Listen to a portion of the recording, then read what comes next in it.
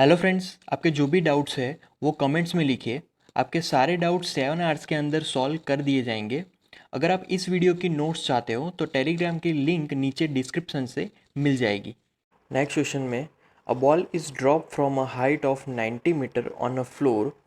At each collision with the floor, the ball loses 1/10 of its speed. Plot the speed time graph of its common motion between t is equal to 0 to 12 second. Okay, तो यहाँ पर एक ball है जिसको 90 metre height से छोड़ा जाता है, राइट। तो तब वो क्या करेगा कि बहुत सारे मल्टीपल कॉलिजन्स करेगा फ्लोर के साथ। तो उन कॉलिजन्स में जब कोई भी बॉल टकराता है फ्लोर से तो अपनी 1/10 स्पीड लॉस कर देता है, राइट। तो वहाँ पर हमें एक्सटी ग्राफ ड्रॉ करना है 0 to 12 सेकेंड तक का, राइट। तो पहले हम लोग डेटा फाइंड कर लेते हैं, जैसे कि जो इनिशियल स्पीड होगा V O is equal to 0 होगा, राइट। और हाइट 90 मीटर है। अब जो स्पीड है वो 1/10 वो लॉस कर देता है, राइट। तो यहाँ पर हम लोग लिख सकते हैं कि लॉस स्पीड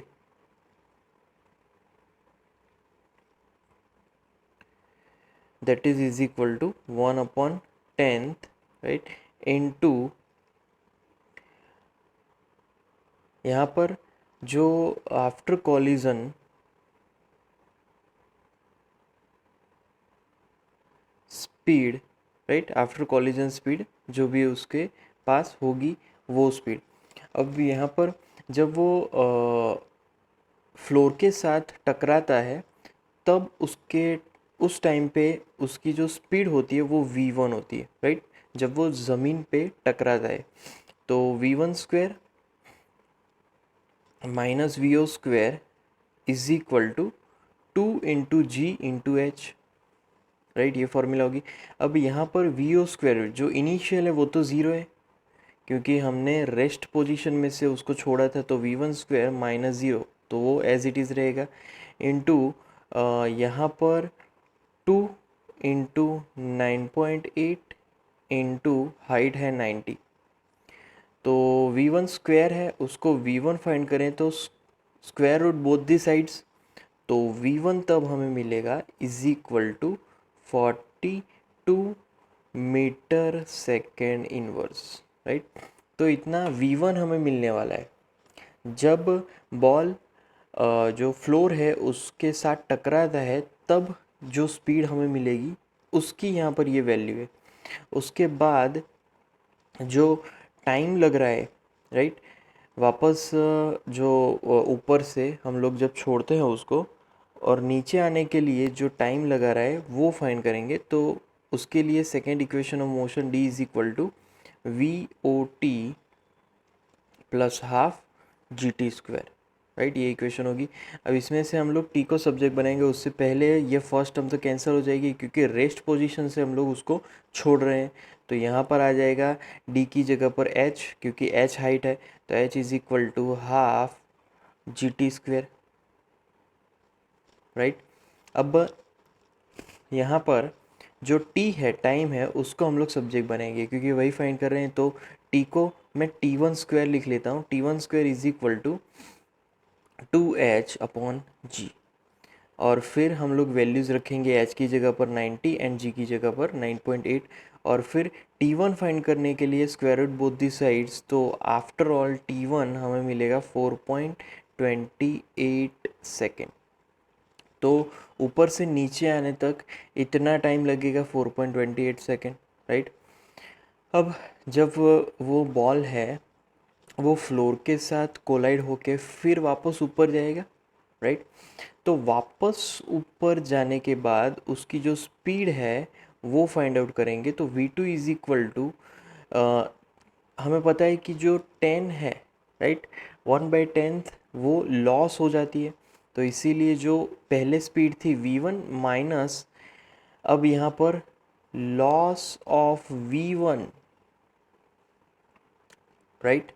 तो पहले की स्पीड उसमें से 10% उड़ा देना है। तो अब यहाँ पर उसका कैलकुलेशन करें तो पहले हमने जो स्पीड फाइंड की v1 वो है 42, और यहाँ पर उसका 10% मतलब 4.2, राइट। तो ये हमें V2 दे देगा, तो V2 इज इक्वल टू 37.8 आ जाएगा, तो ये हो जाएगा V2, right, metre second inverse. Okay, अब हमें अगेन H1 फाइंड करना है, हाइट के वो कोलाइड होने के बाद, फ्लोर के साथ कोलाइड होने के बाद कितना वापस ऊपर गया। तो कोलाइड होने के बाद वापस ऊपर जाने के लिए H1 इज इक्वल टू, मैं अब यहाँ पर थर्ड इक्वेशन ऑफ मोशन से डायरेक्ट फार्मूला मैंने लिए V2 square upon 2G, right. Third equation motion से ये इक्वेशन मिलेगी।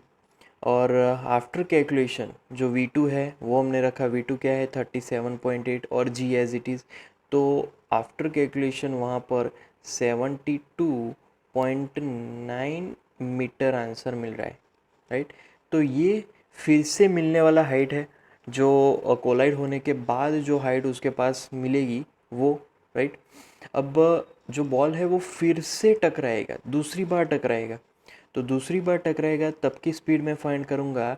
तो यहाँ पर थर्ड इक्वेशन ऑफ मोशन से V3 square is equal to V2 square plus 2GH, but H यहाँ पर ज़ीरो है तो इसीलिए ज़ीरो हो जाएगा, राइट। तो यहाँ पर basically V3 square is equal to V2 square रहेगा, तो V3 is equal to V2 लिख सकते हैं हम लोग। तो V3 is equal to V2, तो उसके हिसाब से V3 भी 37.8 और फिर वो आएगा मीटर सेकेंड इनवर्स, राइट। तो ये V3 मिलेगा। अब यहाँ पर जो कॉलिजन्स हुए पहला और दूसरा, उन दोनों कॉलिजन्स के बीच का टाइमिंग मुझे फाइंड करना है। तो यहाँ पर कोई भी हाइट अचीव नहीं हो रही है, राइट। तो अगर कोई भी हाइट अचीव नहीं हो रही तो zero is equal to V2 T2 minus half G T2 square, right. ये इक्वेशन होगी। अब जो लेफ्ट हैंड साइड है वो zero is equal to V2 37.8 into T2, right, then minus 9.8 by 2, right. तो 9.8 बाई 2 4.9 आ जाएगा, तो 4.9 इंटू T2 स्क्वेयर, राइट। तो ये इक्वेशन होगी। अब इसमें से मैं T2 को सब्जेक्ट बनाऊंगा, तो यहाँ पर T2 सब्जेक्ट, तो T2 को सब्जेक्ट बनाएंगे तो यहाँ पर आंसर होगा 7.714 सेकेंड। अब ये जो टाइमिंग मिला वो बेसिकली दो कॉन्जिक्यूटिव कॉलिजन्स के बीच का मिलने वाला टाइम। अब आफ्टर सेकेंड कॉलिजन जो नई वेलोसिटी है वो फाइंड करेंगे, तो V4 इज इक्वल टू फिर से V3, उसमें से 10% उड़ा देंगे तो 10% ऑफ V3, राइट।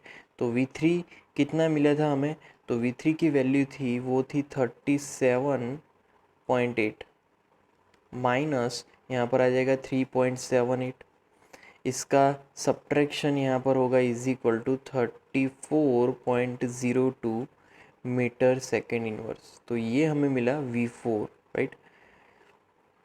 अब जो T2 है वो है 7.714 और वही यहाँ पर टोटल फ्लाइट टाइम होगा, राइट।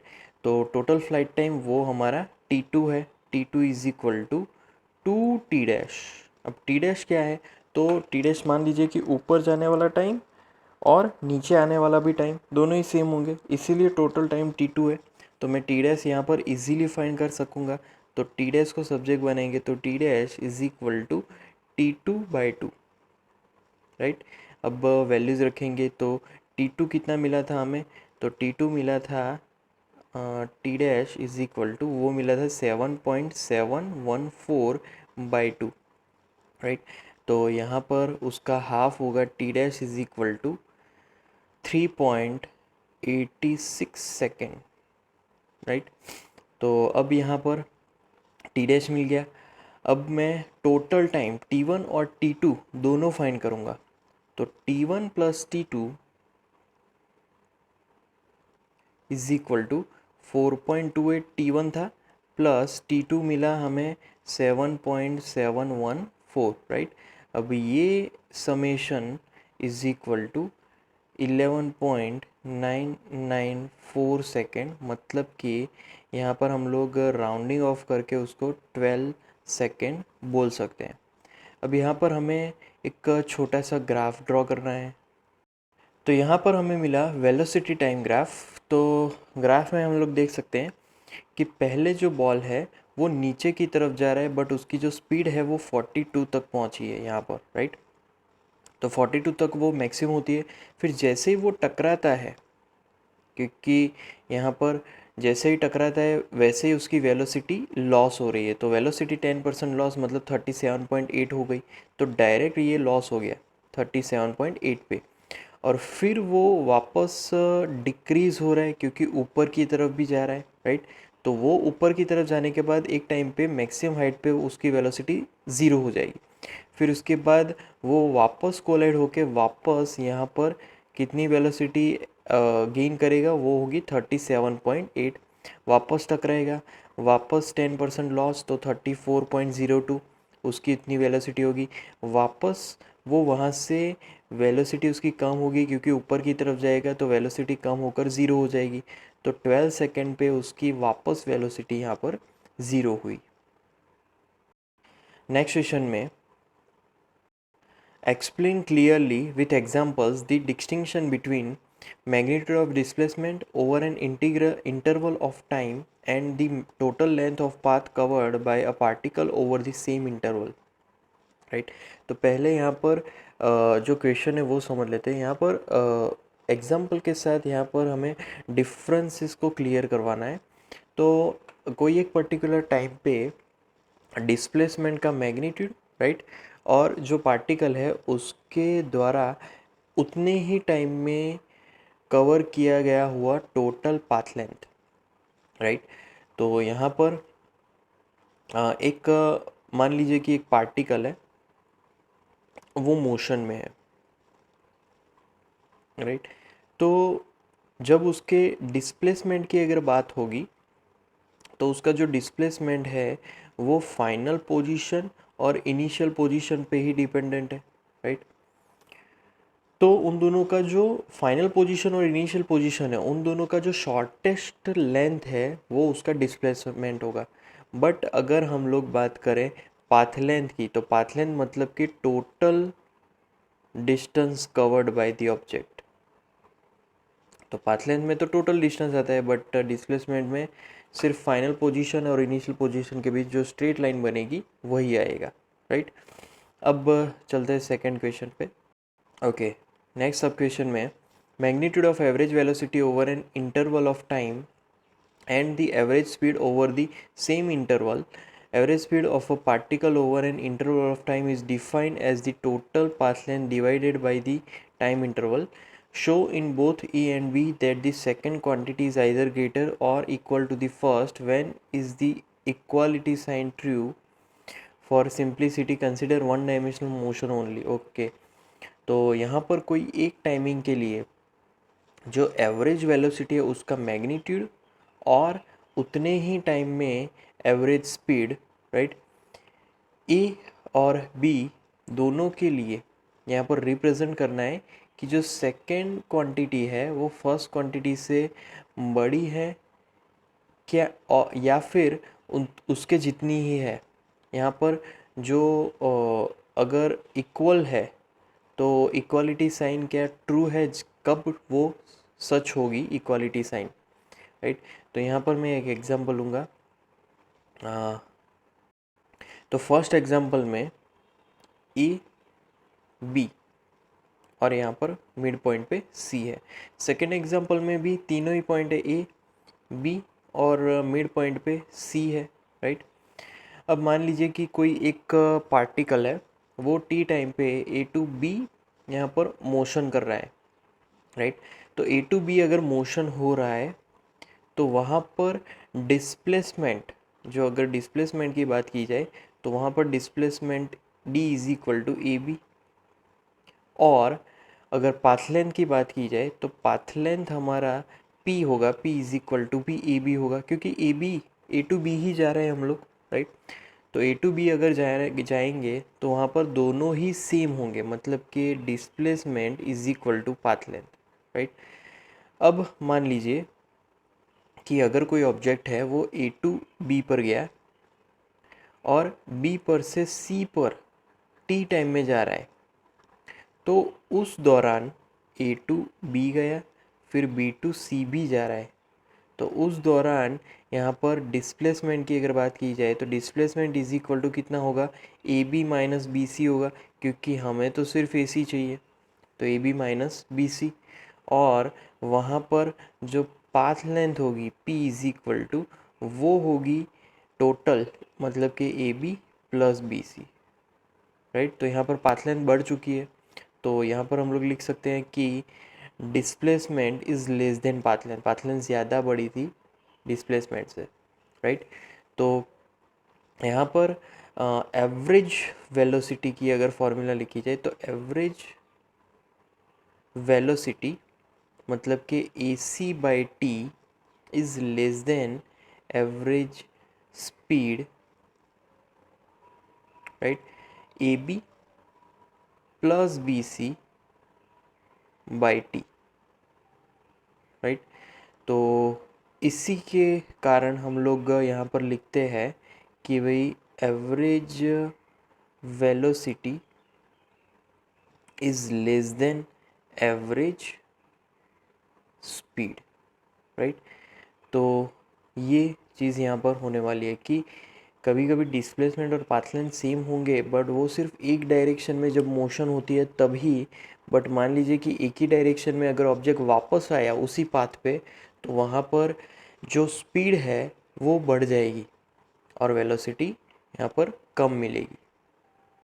नेक्स्ट क्वेश्चन में a man walks on a straight road from his home to a market 2.5 kilometre away with a speed of 5 kilometre hour inverse.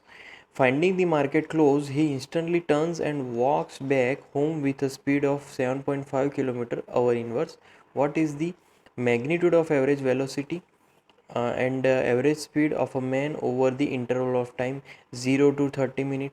तो पहले 0 to 30 मिनट में पहले मैं एवरेज वेलोसिटी का magnitude find करूँगा और दूसरा एवरेज स्पीड, राइट। तो यस, पहले फाइंड करेंगे। तो जब कभी भी जो पर्सन है वो स्ट्रेट रोड पे उसके घर से मार्केट तक 2.5 किलोमीटर तक जाता है, उसकी स्पीड तब होती है 5 किलोमीटर। जैसे ही वो मार्केट को बंद पाता है तो वो तुरंत वापस चला जाता है और घर पे जाने के लिए उसकी स्पीड 7.5 किलोमीटर पर आवर हो जाती है, राइट। तो यहाँ पर 0 to 30 मिनट का पहले हम लोग फाइंड करेंगे। तो उसके लिए एवरेज वेलोसिटी उसकी फॉर्मूला है is equal to total displacement upon time, right, time taken. तो उस हिसाब से अगर हम लोग फर्स्ट 0 to 30 मिनट की बात करें तो यहाँ पर जो टाइम लग रहा है मार्केट में जाने के लिए पहले वो फाइंड कर लेते हैं। तो उसके लिए time t is equal to, अब टाइम अगर फाइंड करना है तो डिस्टेंस कितना है 2.5 किलोमीटर और यहाँ पर वेलोसिटी है 5, तो ये जाने का टाइम है, राइट। तो जाने का टाइम 0.5 ओवर मिला। अगर वो 0.5 ओवर है तो मिनट्स में वो है 30 मिनट, राइट।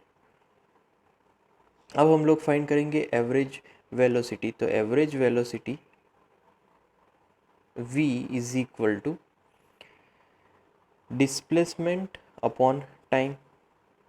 तो डिस्प्लेसमेंट कितना है तो वो फिक्स है 2.5 और टाइम है 30 मिनट। बट यहाँ पर हम लोग अगर किलोमीटर में डिस्प्लेसमेंट लिख रहे हैं तो वो भी आवर में लिखेंगे, तो आवर में वो 0.5 है, राइट। तो यहाँ पर उसका रेशियो वो मिलेगा 5 किलोमीटर पर आवर, राइट। ये एवरेज वेलोसिटी होगी। अब उसके बाद एवरेज स्पीड फाइंड करेंगे। Average speed S is equal to again path length upon time. अब पाथ लेंथ तो वो भी 2.5 है क्योंकि स्ट्रेट रोड है। टाइमिंग भी सेम लगेगी 0.5, तो यहाँ पर आंसर भी जो होगा वो होगा 5 किलोमीटर पर आवर, क्योंकि स्ट्रेट रोड था तो दोनों ही यहाँ पर सेम मिल रहे हैं। अब हम लोग दूसरे टाइम के लिए फाइंड करेंगे, मतलब कि 0 to 50 मिनट के लिए। तो 0 to 50 मिनट मतलब कि वो वापस भी जा रहा है इस टाइम इंटरवल में, तो उसके लिए फाइंड होगा। तो अब वापस जाने के लिए जो टाइमिंग लगाता है वो T dash is equal to total distance upon velocity 7.5, right.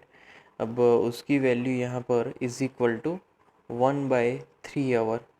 1/3 hour मतलब कि वैल्यू मिनट में वो होगा 20 मिनट, राइट।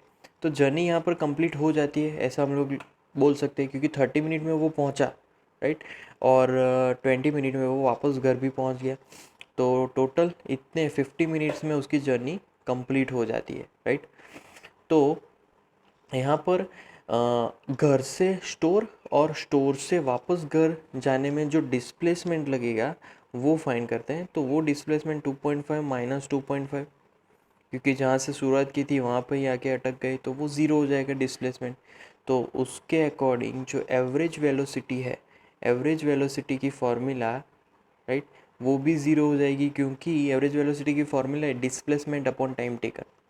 तो डिस्प्लेसमेंट तो ज़ीरो है, तो वो ज़ीरो हो जाएगा। अब यहाँ पर जो पर्सन है उसने टोटल कितना डिस्टेंस कवर किया, तो total path length is equal to 2.5 plus 2.5, तो टोटल पाथ लेंथ होगा 5 किलोमीटर, राइट। तो 5 किलोमीटर अगर पाथ लेंथ है तो मैं अब एवरेज स्पीड इजीली फाइंड कर सकता हूँ, क्योंकि एवरेज स्पीड की जो फॉर्मूला है उसमें पाथ लेंथ आता है। तो जैसे कि एवरेज स्पीड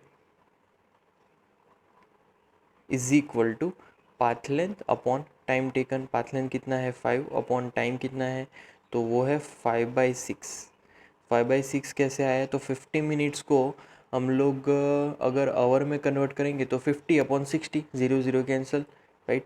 तो यहाँ पर इसका सिंप्लीफिकेशन में 5 कैंसिल हो जाएगा, 6 ऊपर जाएगा, तो एवरेज स्पीड वो हमें मिलेगा is equal to 6 kilometre per hour, right. तो ये हो गया एवरेज स्पीड। अब हम लोग फाइंड करेंगे थर्ड के लिए 0 to 40 मिनट। तो 0 to 40 मिनट में 0 to 30 तो जाने के लिए ही टाइम लग रहा है, तो सिर्फ 10 मिनट ऐसी है कि वो वापस भी आ रहा है, राइट। तो टोटल यहाँ पर 30 मिनट जाने के लिए और 10 मिनट वापस आने में, तो 10 मिनट में वापस आने में उसने कितना डिस्टेंस कवर किया ये फाइंड करेंगे। तो 10 मिनट डिस्टेंस, राइट, तो इज इक्वल टू जो स्पीड होगी जब वो रिटर्न हो रहा है तब की speed into time taken, right. तो स्पीड रिटर्न होने की कितनी है इज इक्वल टू 7.5, और टाइम तो 10 मिनट लगा रहा है तो 10/60 आवर में मिल जाएगी, राइट, 0 0 कैंसिल। तो यहाँ पर उसकी सिंप्लीफिकेशन वो हमें मिल रही 1.25 किलोमीटर। तो वापस आने में उसने 10 मिनट में 1.25 किलोमीटर कवर किया, राइट। अब एवरेज वेलोसिटी, तो एवरेज वेलोसिटी 1.25 अपॉन 40/60, राइट, क्योंकि यहाँ पर जो 40 है वो टोटल है, तो उसको कैलकुलेट करने से यहाँ पर is equal to 1.875 kilometre per hour मिलेगा, राइट। उसके बाद एवरेज स्पीड फाइंड करेंगे, तो एवरेज स्पीड उसकी यहाँ पर फॉर्मूला, तो average speed is equal to total distance, तो 2.5 प्लस 1.25, तो वो होगा 3.75, क्योंकि स्पीड में तो टोटल डिस्टेंस ही आएगा, इनटू 6/4, राइट। इतना यहाँ पर ये 6/4 टाइमिंग होगा। अब इसका जो सिंप्लीफिकेशन है वो हमें मिलेगा is equal to 5.625 kilometre per hour, right. तो ये होगा एवरेज स्पीड, उसकी वैल्यू। नेक्स्ट क्वेश्चन में the instantaneous speed is always equal to the magnitude of instantaneous velocity why.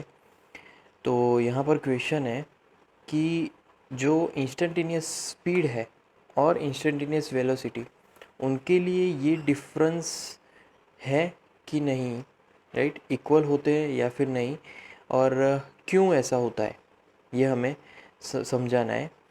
तो मान लीजिए कि यहाँ पर जो टाइमिंग है, टाइम टेकन है, वो बहुत ही शॉर्ट वैल्यू लेंगे।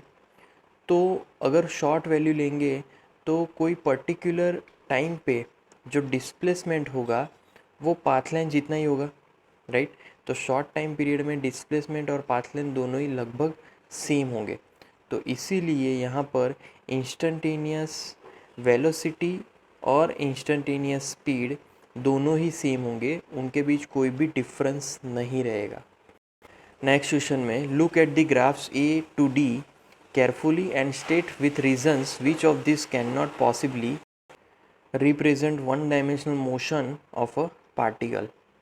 तो यहाँ पर पहला ग्राफ बताया है, राइट। तो फर्स्ट ग्राफ पर से हम लोग देख सकते हैं कि कौन सी वन डायमेंशनल है और कौन सी वन डायमेंशनल नहीं है। तो फर्स्ट ग्राफ में से एक ही पोजीशन के हमें दो अलग अलग वैल्यूज़ मिल रहे हैं, राइट। मतलब कि टाइम का अगर एक ही मैं वैल्यू लूँ, यहाँ पर सपोज़ के टाइम का एक ही वैल्यू लूँ, तो यहाँ पर दो पॉइंट्स मिलेंगे पोजीशंस के। तो यहाँ पर वन डायमेंशनल के लिए ये पॉसिबल नहीं है, एक ही टाइम पे दो पोजीशन पॉसिबल नहीं है, राइट। अब चलते हैं सेकंड ग्राफ में। तो सेकंड ग्राफ में सर्कुलर है। सर्कुलर है तो यहाँ पर जो वेलोसिटी है उसके टोटल दो वैल्यूज़ मिलेंगे, एक तो पॉजिटिव और एक नेगेटिव, राइट। अब यहाँ पर वन डायमेंशनल में वेलोसिटी का दो पॉजिटिव और नेगेटिव वैल्यू पॉसिबल नहीं है, क्योंकि वन डायमेंशनल में तो वेलोसिटी पॉजिटिव होगी या फिर नेगेटिव होगी, तो ये भी नहीं हो सकता वन डायमेंशनल मोशन। फिर चलते हैं तीसरे ग्राफ में। तो थर्ड ग्राफ में यहाँ पर जो ग्राफ है वो कुछ इस प्रकार से दिया है, मतलब कि जो स्पीड है वो नेगेटिव है, राइट। तो यहाँ पर v वो है नेगेटिव, राइट। अब जो स्पीड है वो ऑलवेज पॉजिटिव होगी। अगर अगर हमारा वन डायमेंशनल ग्राफ है तो स्पीड ऑलवेज पॉजिटिव होगी। तो यहाँ पर वेलोसिटी नेगेटिव है, तो इसीलिए ये भी पॉसिबल नहीं है, राइट। और डी ग्राफ की अगर बात करें तो यहाँ पर जो ग्राफ है वो कुछ इस टाइप से है, राइट। तो उस ग्राफ पर से हम लोग देख सकते हैं कि थोड़े टाइम के बाद अगर टाइम इंक्रीज़ हो रहा है तो जो पाथ लेंथ है वो डिक्रीज़ हो रही है, राइट। यहाँ पर डिक्रीज़ हो रही है। तो जो कोई भी पार्टिकल मोशन में है वो कभी भी टाइम के इंक्रीमेंट के साथ उसकी जो पाथ लेंथ है वो डिक्रीज़ नहीं होती। अगर डिक्रीज़ हो रही है तो वो ग्राफ हमारा वन डायमेंशनल नहीं है, इसीलिए ये ग्राफ रिप्रेजेंट नहीं कर रहा है। नेक्स्ट क्वेश्चन में figure shows the XT plot of one dimensional motion of a particle. Is it correct to say from the graph that the particle moves in a straight line for t less than 0 and on a parabolic path for t greater than 0? If not, suggest a suitable physical context for this graph. तो यहाँ पर question समझ लेते हैं कि figure में एक particle है जिसमें वन डायमेंशनल मोशन है, उसका ग्राफ दिया गया है एक्स टी वाला, राइट। तो क्या ग्राफ पर से हम लोग ये बोल सकते हैं कि टी लेस देन के लिए जो पार्टिकल है वो स्ट्रेट लाइन है, स्ट्रेट उसका जर्नी है, but T greater than zero के लिए वो वहाँ पर पैराबोलिक पाथ है, राइट। तो जो ग्राफ है उसका हमें अच्छा सा रिप्रेजेंटेशन यहाँ पर समझाना है। तो यहाँ पर ये जो भी यहाँ पर दिया गया है T less than zero and T greater than zero, तो वो सही नहीं है, क्योंकि टी लेस देन ज़ीरो के लिए जो भी जो भी पार्टिकल है वो स्ट्रेट लाइन मोशन में है, और यहाँ पर जो t ग्रेटर देन ज़ीरो है वो यहाँ पर पैराबोलिक उसका पाथ लेंथ है, राइट। तो यहाँ पर जो एक्स टी ग्राफ है उसके पार्टिकल का जो वे है, जो पाथ है, वो कर्व्ड यहाँ पर नहीं दिखाया गया है, राइट। तो इसीलिए ग्राफ पर से हम लोग बोल सकते हैं कि भाई t is equal to zero, तो फिर x is equal to zero, right. तो वो यहाँ पर अगर टावर की हम लोग टॉप पर से कोई ऑब्जेक्ट फ्री फॉल करवाते हैं तो t is equal to zero is equal to x is equal to zero मिलेगा, राइट। नेक्स्ट क्वेश्चन में a police van moving on a highway with a speed of 30 km/h inverse fires a bullet of thief's car speeding away in the same direction with a speed of 192 km/h inverse. If the muzzle speed of the bullet is 150 meters second inverse, with what speed does the bullet hit the thief's car? Obtain that speed which is relevant for damaging the thief's car. Okay, तो यहाँ पर कोई एक वे में जो police van है वो 30 km/h inverse से जा रही है, उसी डायरेक्शन में 192 km/h इनवर्स से एक थीफ है उसकी कार पर एक बुलेट फायर की गई है, राइट। बुलेट की जो स्पीड है वो है 192 km/h इनवर्स, और यहाँ पर पुलिस वान में से ये बुलेट फायर की गई है, राइट। तो यहाँ पर जो पुलिस वैन है उसकी स्पीड 192 km/h इनवर्स है, राइट। अब यहाँ पर जो पुलिस की जो वैन है, ओके, यहाँ पर क्वेश्चन हम लोग पहले फिर से समझ लेते हैं कि यहाँ पर जो 30 km/h इनवर्स है वो पुलिस वैन की स्पीड है, फिर यहाँ पर 192 km/h है वो जो चोर है उसकी कार की स्पीड है, और 150 मीटर सेकेंड इनवर्स है वो जो हमने यहाँ पर जो बुलेट फायर की गई है, राइट, उसकी स्पीड है, राइट।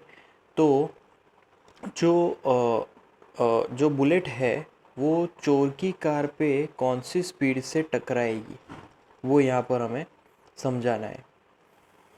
तो पहले जो चोर है उसकी कार की स्पीड, उसकी वेलोसिटी, तो थीफ है तो वी लिखेंगे, V T is equal to 192 into 5/18, direct हम लोग मल्टीप्लाई करेंगे तो डायरेक्ट वो मीटर पर सेकंड में मिलेगा, तो वो होगा 160/3 मीटर सेकंड इनवर्स।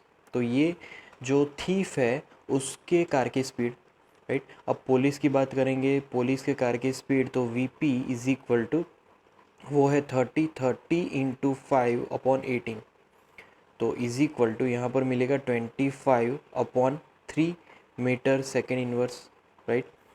फिर जो गन है उसमें से रियली हम लोग जब बुलेट को फायर करते हैं उसकी रियल स्पीड, तो bullet firing speed V B dash is equal to वो दी गई है 150 मीटर सेकेंड इनवर्स, राइट।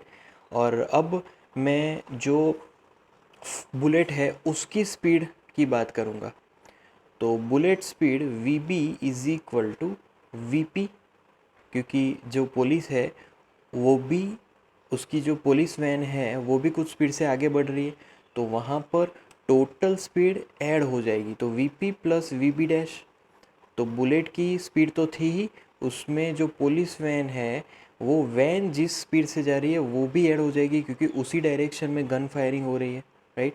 तो यहाँ पर दोनों को ऐड करेंगे तो 25/3 प्लस वी बी डैश कितना है 150, तो यहाँ पर टोटल उसका जो आंसर होगा वो होगा V B is equal to 475/3 metre second inverse, तो ये टोटल बुलेट स्पीड होगी, राइट। अब जब जो थीफ है, राइट, वो जब थीफ की कार को जब बुलेट टकराती है, राइट, तब बुलेट की स्पीड, तो उसको लिखेंगे V B T is equal to V B minus V T, right. तो यहाँ पर उसकी वैल्यूज़ रखेंगे, तो वी बी कितना है 475/3 माइनस चोर की गाड़ी का वेलोसिटी 160/3, तो यहाँ पर आंसर होगा इज इक्वल टू 315/3 और वो होगा मीटर सेकेंड इनवर्स, राइट। और अगर उसको और हम लोग सिंप्लीफाई करेंगे तो इज इक्वल टू आएगा 105 मीटर सेकेंड इनवर्स, राइट। ये जब बुलेट चोर की गाड़ी को लगेगा तब की यहाँ पर ये स्पीड है, राइट। नेक्स्ट क्वेश्चन में suggest a suitable physical situation for each of the following graphs, okay. तो यहाँ पर सिचुएशंस हमें समझानी है कि जो भी ऑब्जेक्ट है उसके साथ क्या हुआ है। यहाँ पर 3 अलग अलग ग्राफ दिए गए हैं, x T, we T and A T. तो पहला ग्राफ अगर सोचा जाए तो एक्स टी ग्राफ कैसा जा रहा है, तो पहले हॉरिजॉन्टल लाइन है, फिर बढ़ रहा है, फिर वापस डिक्रीज़ हो रहा है और फिर वापस आगे बढ़ रहा है, राइट। तो यहाँ पर हम लोग देख सकते हैं कि कोई ऑब्जेक्ट रेस्ट पे है, राइट। वो अगर ऑब्जेक्ट रेस्ट पे है तो उसको हम लोग फोर्स देते हैं, तो फोर्स देने के कारण वो फिर मोशन में आता है। तो जो ए पोजीशन है उस पे वो रेस्ट पे था, फिर उसको कुछ फोर्स देते हैं, राइट। तो वहाँ पर उसकी जो स्पीड है वो पहले बढ़ती है, फिर धीरे धीरे धीरे डिक्रीज़ होती है और फिर वापस वो ज़ीरो मतलब कि रेस्ट पे आ जाएगा।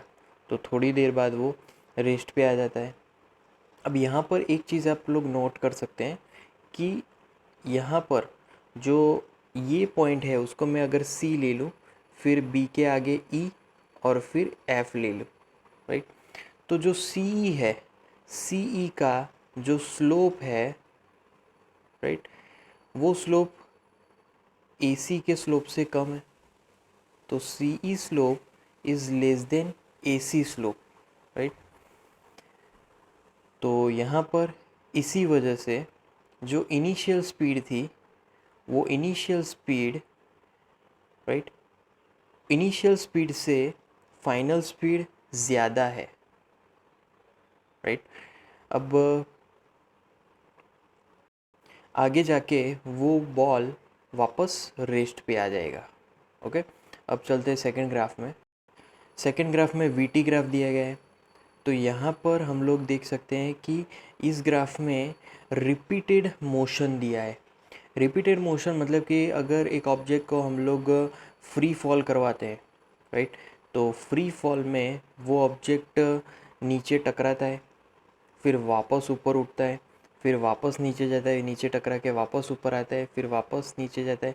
तो जैसे ऐसे ऐसे कॉलिजन्स होते हैं फ्लोर के ऊपर, वैसे वैसे वो उसकी वेलोसिटी लॉस करता है। तो यहाँ पर हम लोग बोल सकते हैं कि एक बॉल है जो कि मल्टीपल कॉलिजन्स करता है फ्लोर के साथ, तो इसीलिए उसकी वेलोसिटी भी दर कॉलिजन डिक्रीज़ होती जाती है, राइट। फिर देखते हैं सी ग्राफ में। तो यहाँ पर सी ग्राफ में वो रेस्ट पे था, फिर थोड़ी एक्सीलेशन बढ़ी, फिर वापस डिक्रीज़ हो गई, फिर वापस वो रेस्ट मतलब कि रेस्ट पे तो नहीं बोल सकते क्योंकि यहाँ पर एक्सीलेशन टाइम ग्राफ है। तो एक्सीलेशन ज़ीरो, फिर एक्सीलेशन बढ़ा, फिर वापस एक्सीलेशन कम हो गया, वापस एक्सीलेशन ज़ीरो हो गया। तो यहाँ पर जब कभी भी किसी ऑब्जेक्ट को, किसी छोटे ऑब्जेक्ट को हम बड़े ऑब्जेक्ट से हिट करते हैं तब की बात की है। तो यहाँ पर हिट हुआ तो एक्सीलेशन बढ़ गया, फिर थोड़े टाइम बाद वो एक्सीलेशन डिक्रीज़ हो गया और वापस एक्सीलेशन ज़ीरो हो गया, राइट। तो एक ऑब्जेक्ट को, जो ऑब्जेक्ट एक पर्टिकुलर यूनिफॉर्म वेलोसिटी से आता है उसको एक बड़े ऑब्जेक्ट से हिट करते हैं और फिर वापस वो उसी यूनिफॉर्म वेलोसिटी से आगे बढ़कर चला जाता है। तो ये सी ग्राफ रिप्रेजेंट करता है। नेक्स्ट क्वेश्चन में figure gives the xt plot of a particle executing one dimensional simple harmonic motion. We will learn about this motion in more detail in 14 chapter, give the signs of position, velocity and acceleration variables of the particles at t is equal to 0.3 second, 1.2 second and -1.2 second. तो यहाँ पर पहले question में जैसे कि यहाँ पर figure में दिया गया है, राइट, फिगर में एक ग्राफ है एक्स टी. अब यहाँ पर सिंपल हार्मोनिक मोशन हो रही है, उसका ग्राफ दिया गया है. तो t इज इक्वल टू इन 3 टाइम के ऊपर हमें पोजीशन, वेलोसिटी और एक्सीलरेशन के साइंस यहाँ पर दिखाने हैं. तो जब कभी भी सिंपल हार्मोनिक मोशन होता है तब एक्सीलरेशन की formula e is equal to -ω² into X simple harmonic motion के लिए. ओमेगा, तो ओमेगा एक एंगुलर फ्रीक्वेंसी है, एंगुलर फ्रीक्वेंसी यहाँ पर कांस्टेंट होगी, तो वो एक कांस्टेंट टर्म है, राइट. अब वेलोसिटी की फॉर्मूला क्या होगी, तो velocity v is equal to dx/dt, right, derivation of position with respect to time. अब हम लोग पहला टाइम देखेंगे, t is equal to 0.3 second. तो 0.3 सेकेंड पे जो ग्राफ है, राइट, उसमें जो x है उसमें नेगेटिव डायरेक्शन में भी ग्राफ मिल रहा है. तो xt ग्राफ में हमें स्लोप भी नेगेटिव मिलने वाला है, राइट. अब जो स्लोप अगर नेगेटिव मिलने वाला है तो वेलोसिटी, क्योंकि स्लोप नेगेटिव है तो वेलोसिटी भी वही रिप्रेजेंट करेगा, क्योंकि स्लोप ही वेलोसिटी होगा xt ग्राफ में. तो यहाँ पर उस हिसाब से अगर एक्सीलरेशन की मैं फॉर्मूला लिखूँ तो एक्सीलरेशन की फॉर्मूला क्या होगी, e is equal to -ω²x.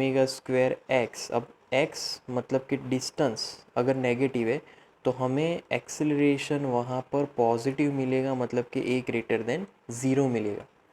तो एक्सीलरेशन पॉजिटिव होगा, पोजीशन नेगेटिव होगी, वेलोसिटी नेगेटिव, राइट. फिर चलते हैं सेकेंड टाइमिंग में. सेकेंड टाइमिंग है t is equal to 1.2 second.